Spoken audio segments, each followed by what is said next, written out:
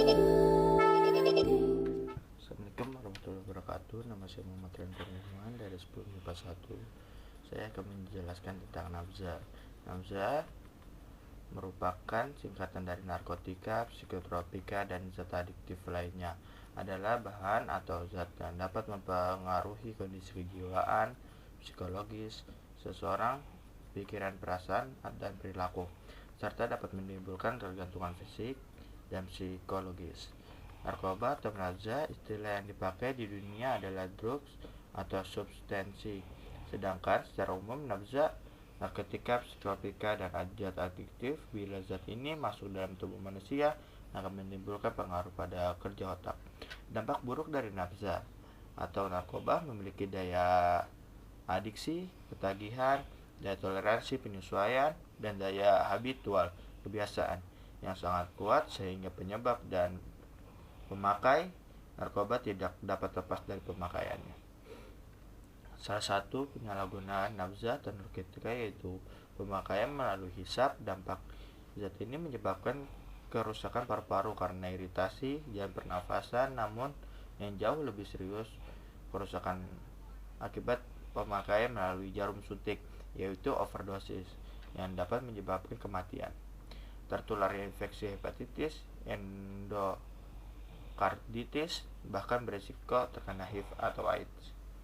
Jenis-jenis nabza menurut Undang-Undang nomor 2 tahun 1997 tentang narkotika, Undang-Undang nomor 5 tahun 1997 tentang psikotropika, dan kemudian direvisi dengan diterbitkannya Undang-Undang nomor 35 tahun 2009 terdiri dari beberapa golongan.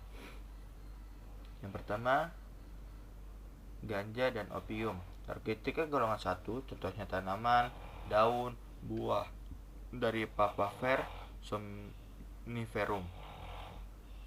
Opium, coca, ganja, mekathiono, metamfetamin, MDMA, dan lain-lain. Digunakan untuk tujuan ilmu pengetahuan, tidak digunakan untuk terapi. Potensi sangat tinggi untuk menimbulkan ketergantungan. Yang golongan kedua ada metadon, morfin, dan petidin. Narkotika nomor 2 contohnya fentanyl, metadon, morfin, petidin berkhasiat pengobatan sebagai pilihan terakhir. Digunakan dalam terapi atau perkembangan ilmu pengetahuan. Potensi tinggi mengakibatkan ketergantungan.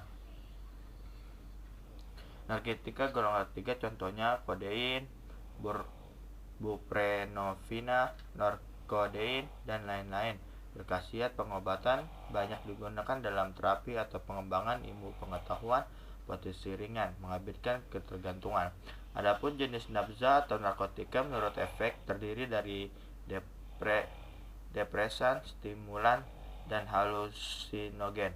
Efek dari depresan yakni perlambatnya aktivitas pada susun dan saraf, membuat orang lain santai tapi jadi kurang sadar dengan sekelilingnya. Beberapa depresi yaitu alkohol, valium, kodein, heroin, opium, morfin, DSB. Stimulan dan meningkatkan aktivitas pada susunan saraf pusat, pompa darah semakin cepat, detak jantung dan nafas meningkat, dan seterusnya. Mempercepat proses mental dan membuat orang selalu waspada. Beberapa stimulan yaitu nikotin, amfetamin, dan sejenisnya kokain, dan seterusnya. Halusinasi mengubah dan menyebabkan distorsi tentang persepsi, kondisi, pikiran, dan lingkungan. Distorsi itu menyebabkan penggunaan melihat atau mendengar sesuatu sangat berbeda dari sebenarnya, atau sebenarnya tidak ada. Beberapa halusinasi yaitu lisergik, acid distilamin, LSD, jamur ajaib, ganja dan mekalin. Ada beberapa alasan kenapa individu menggunakan nabza atau narkotika, seperti ingin mencoba-coba sesuatu yang baru, karena rasa ingin tahu, tekanan lingkungan, karena ingin diterima kelompoknya, tuntutan pekerja, dan adiksi. Nah, Untuk itu ada beberapa kiat-kiat menghindari menyalahgunakan nafza atau narkotika agar tidak mencoba-cobanya, yaitu meyakinkan diri Anda bahwa Anda tidak membutuhkan nafza atau narkoba. Batasi pergaulan intensif dengan kelompok pengguna nafza atau narkoba dan hindari ketergantungan dalam relasi sosial terhadap pengguna nafza. Sekian dari saya. Apabila ada kekurangan atau kesalahan dalam kata, mohon dimaafkan. Wabillahi taufiq wal hidayah. Wassalamualaikum warahmatullahi wabarakatuh.